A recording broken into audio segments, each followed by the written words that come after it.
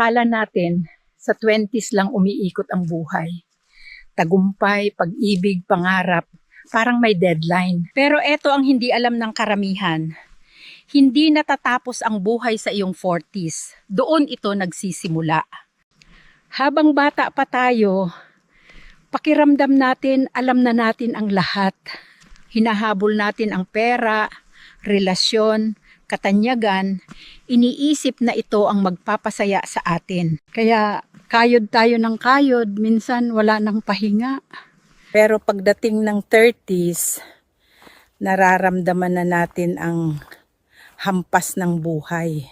Kabiguan, sakit, pagkalito, at kung ano-ano pa.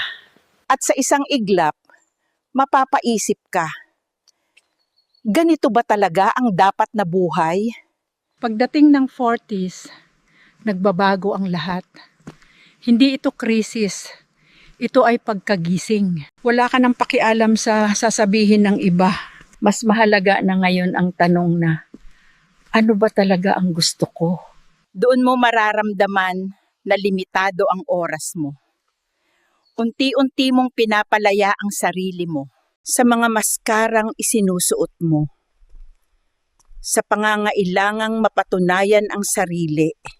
At sa unang pagkakataon, ikaw na ang may hawak ng manibela.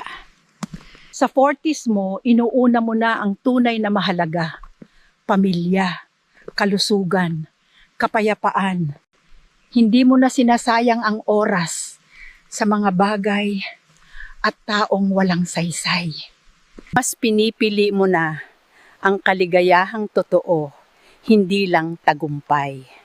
Binabalikan mo ang mga pangarap na matagal mong isinantabi at nare-realize mo na hindi ka huli. Nagsisimula ka pa lang. Mas matatag ka na. Mas matalino. Mas totoo sa sarili. At sa wakas, malaya ka ng mabuhay ayon sa gusto mo. Kaya kung ikaw ay nasa 40s na or papunta pa lang, huwag kang matakot. Yakapin mo ito. Ang 20s mo ay para sa paghahanap. Ang 30s ay para sa mga aral. Pero ang 40s mo, para ito sa tunay mong pagkatao. Ito ang panahon para mabuhay ng buo, umasa muli, at ipakita sa mundo kung sino ka talaga.